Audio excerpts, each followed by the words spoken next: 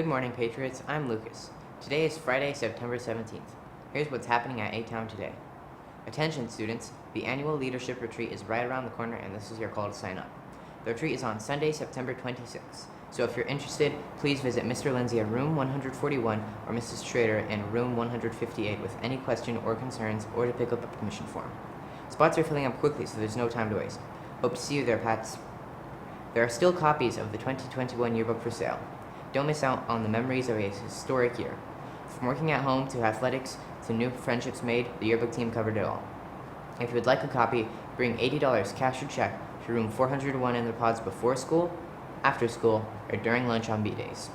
Supplies are limited, so make sure you get your copy before they run out. Are you a junior or a senior? If so, listen up. Applications for the Science National Honor Society are now available. Applications for both returning members and new members are available from Miss Brown in room 246 on B days or Mr. Faribault in room 248 on A days. You can also find the applications in the counseling office. All applications must be returned to Miss Brown or Mr. Faribault today. That's right, this is your last day to turn in your applications. No late applications will be considered. Questions? See Miss Brown or Mr. Faribault. First club meetings are today. Make sure you check the adaptive schedule in Power School to know where to go. Next is a weekly sports wrap-up.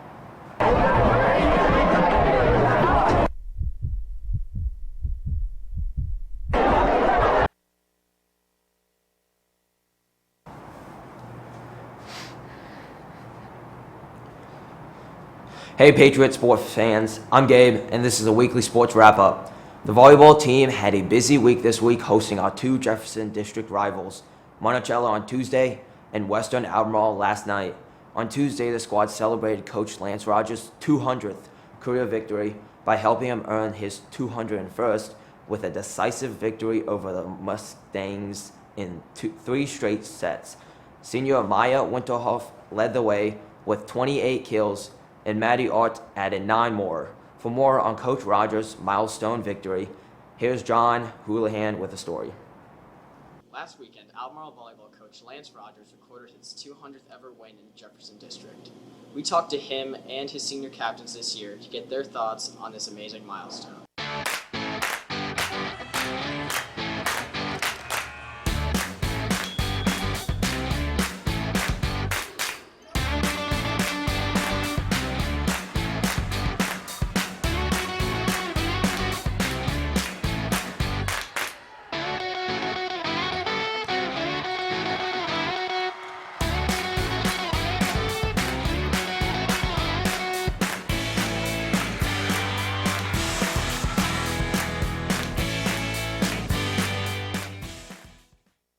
So, Coach, recently you notched your 200th win in the Jefferson District. Can you tell us a little bit about what that landmark means to you? Well, it's overall wins, and it's quite an achievement. It shows, I've been coaching a long time, but it was nice to win it with this group of kids because I think they're really special. Did you do anything special to celebrate the milestone?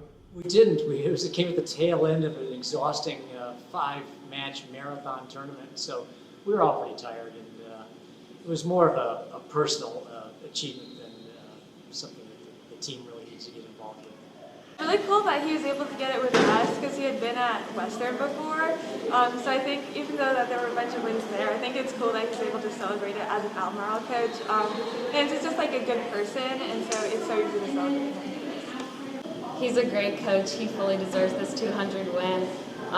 As Maya said, I'm really grateful that it's with us. It's a really special thing for us as well, for us to be able to win that from him.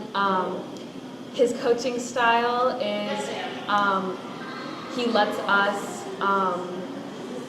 really be able to talk to each other and let the setter communicate with the hitters and what they want, and just helps us go from there and gives really solid insight. I love his shoes, his red shoes. It brings us good luck.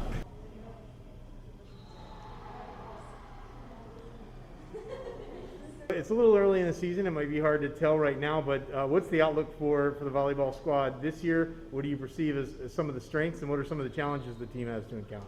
The challenges will come with the other teams in the district. There's some very strong competition this year, starting with tonight, when facing Monticello, I think is one of the stronger teams. But again, we have our own strengths, and we're returning the Central Virginia Player of the Year, and we've got a lot of players returning from last year's squad. We should be all right. Last year, you were one of the leaders of the team as a junior. This year, as a senior, what responsibility do you feel in leading this team this season? Yeah, I feel like I have a lot more responsibility since I've done it before, and so now it's just like, oh, you know exactly what to do, you can do it again. And I think it's so different because the team is so different than the team was last year. But I think we've gotten to know each other so well. We've all had so much fun together, and so I'm excited for what this season brings. Yeah, we are a very solid group. We're really tight-knit, which I think is one of our best qualities as a team. My expectation is that we stick together and stay strong and support each other no matter what. And what I think I'll bring is communication and being able to lift our spirits when our spirits are low. But at the end of the season, how will you measure success for this year's squad? I'll measure success. Each player feels like they've grown and become a better volleyball player and a better person.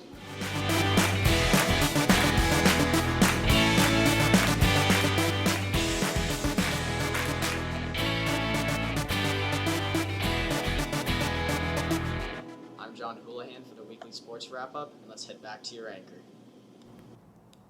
Last night, the girls lost a hard-fought 3 sets to Monticello, ending a historic 46-game winning streak against Jefferson District opponents. Congrats on a great run. The field hockey squad also took on Monticello on Tuesday and continued to dominate the competition, notching a 5-0 shutout. They went on the road Wednesday to play Orange and continued their winning ways with a 3-1 victory to remain unbeaten in district play. Their match against Western was rained out last night and will be made up this Monday at 6 p.m. The golf team closed out its regular season on Wednesday with a tie at Fluvanna, 177 to 177. Addy Dora earned a medal with his score of 37, while Hayden Cook, Michael Wambacher, and Ben Mackey all found themselves near the top of the leaderboard. The team enters the postseason as a strong contender for the Jefferson District title. The Patriot football team gets the bye this week to recover from the season's first loss to Patrick Henry Roanoke 30-13. The Pats are now 2-2 on the season and get back in action on Thursday at home against the Monticello Mustangs. Again, that game is Thursday night at 7, so get ready to pack the stands and represent A-Town. That's all for this week. Have a fantastic Friday,